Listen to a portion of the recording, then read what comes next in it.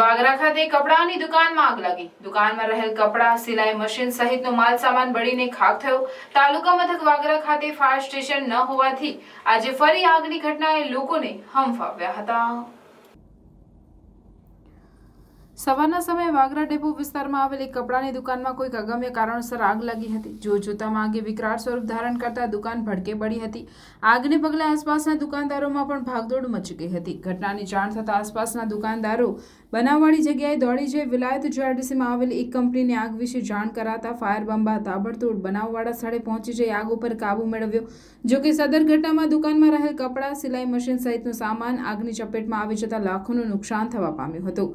બનાવ અંગે પ્રાપ્ત થતી માહિતી મુજબ વાગરા બસ ડેપોની સામે આવેલી કપડાની દુકાનમાં આગનો બનાવ બન્યો. બસ ડેપો નજીક દુકાન ભાડે રાખી ટેલરિંગનું કામ કરતા અમીર અલી જેઓ દુકાનમાં કપડાં સીવવાનું કામ કરે છે. સવારના અરસામાં વાગરા મામલતદાર મીનાબેન પટેલ જેઓ જોગિંગ કરવા માટે નીકળ્યા. ત્યાંથી પસાર થતા દુકાનમાંથી ધુમાડાના ગોટે ગોટા નીકળતા તેઓની નજર પડી હતી. તેઓએ તાત્કાલિક ફાયર બ્રિગેડને જાણ કરી હતી. આગ લાગ્યાની વાત વાયુ વેગે પંથકમાં પ્રસરતા લોકોના ટોળા ઉમટી પડ્યા હતા અને લોકો મદદમાં જોતરાઈ ગયા હતા. ઘટનાની જાણ થતાં વાગરા પોલીસ પણ બનાવવાળી જગ્યાએ આવી પહોંચી વીજ તંત્રને જાણ કરી સલામતીના ભાગરૂપે વીજ પુરવઠો બંધ કરાવ્યો હતો. જોકે ફાયર બ્રિગેડ તેમજ સ્થાનિકોની ભારે જહેમત બાદ આગ ઉપર કાબુ મેળવ્યો હતો. આગને પગલે દુકાનમાં રહેલ કાપડ, ગ્રાહકોના ઓર્ડરના સીવેલા કપડાં, સિલાઈ મશીન સહિતનો માલ સામાન સળગી જતા દુકાન માલિકને વ્યાપક નુકસાન વેઠવાનો વારો આવ્યો હતો.